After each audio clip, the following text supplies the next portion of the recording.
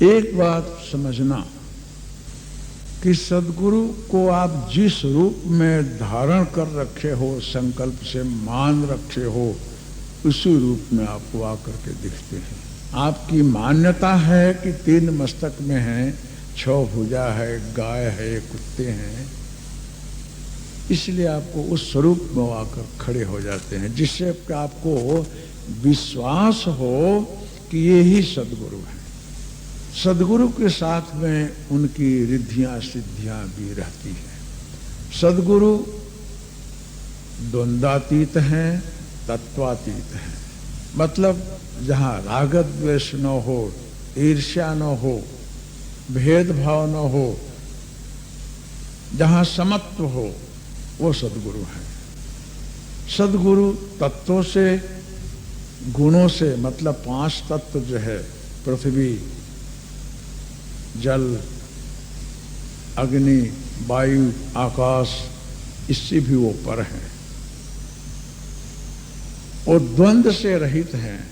फिर भी उनके सामने एक गाय बताई जाती। गाय का मतलब है कामधेनु, कामदुघा, कि उनकी उपासना करने से आप जो इच्छा करोगे वो प्राप्त होता है। गाय का बच्चा जो है दूध पीता है।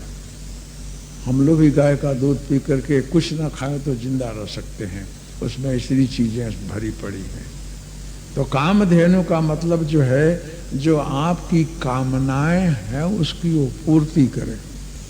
कुत्ते जो हैं, वो जितने वेद शास्त्र पुराण हैं, वो बड़ी वफादारी से ब्रह्म की उपासना करते हैं।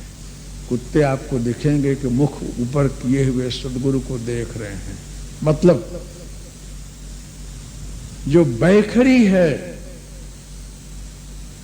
बैखरी बंद हो जाती है। जब अनुभूति होती है, आनंद आने लगता है, तो वाणी मौन में बदल जाती है, बंद हो जाती है। लेकिन प्रेम है, प्यार है, क्रोध है, इसकी अभिव्यक्ति आंख से भी होती है, मौन में भी होती है।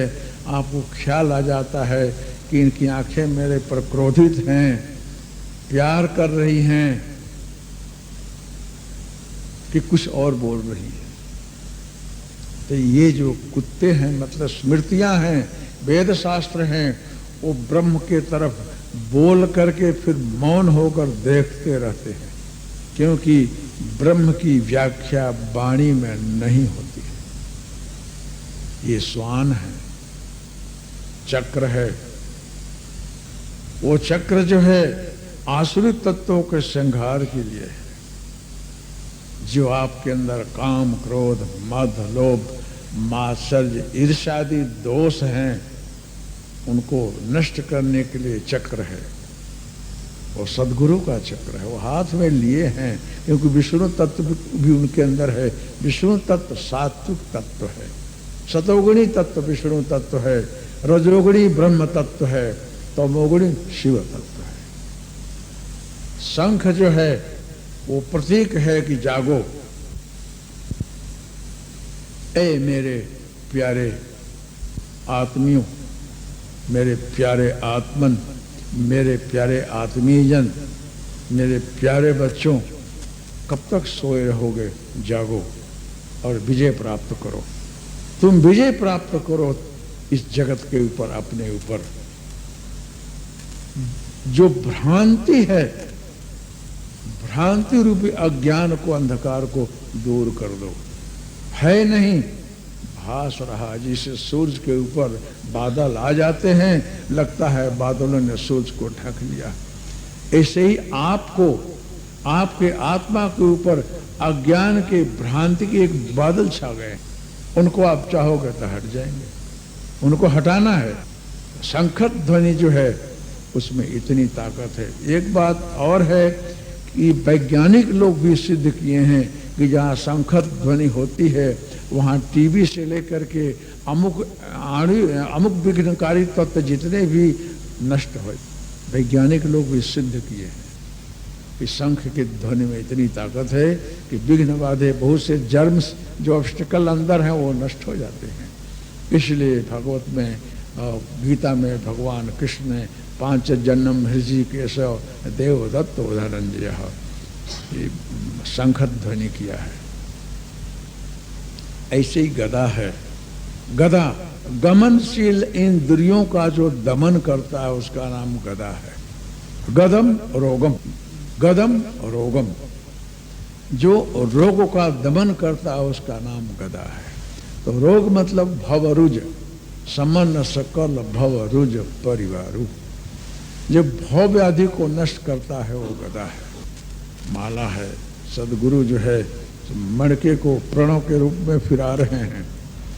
माला जो है वो प्रतीक है सात्विक रास्ते में चलने के लिए, वैराग का प्रतीक है, त्याग का प्रतीक है, आत्मज्ञान का प्रतीक है कि तुम नाम स्मरण करो और सब छोड़ दो। मतलब जो ये सदगुरु का स्वरूप जो है, जो कमंडल है, कमंडल क्या है? वो सारा विश्व जो है, सारा विश्व कमंडल का स्वरूप है। सदगुरु उसको पकड़े हुए हैं हाथ में। उसके अंदर अगर हाथ डालोगे इस विश्व के अंदर सुख शांति जितना भी ढूंढो नहीं मिलेगी। लेकिन अगर तत्व को समझ लोगे तो बाहर भीतर हर जगह ब्रह्म ही ब्रह्म है। जल में कुंभ, कुंभ में जल है, बाहर भीतर पानी, फुटो कुंभ जल जल ही समाना, यह तत्व कथो ज्ञान। एक घड़ा पानी के अंदर है और घड़ा के अंदर भी पानी है और घड़ा पानी में डूबा हुआ है। घड़ा है जरूर लेकिन पानी के अंदर है, और वो टूट जाए तो ये अंदर का पानी बाहर का पानी एक हो जाए। नहीं टूटेगा तो भी वो एक तो है, लेकिन घड़े के कारण वो घड़े में है और बाहर का पानी दिख रहा है, लेकिन है सब एक ही। हरि ओम तत्सत्। जय गुरुदत्त।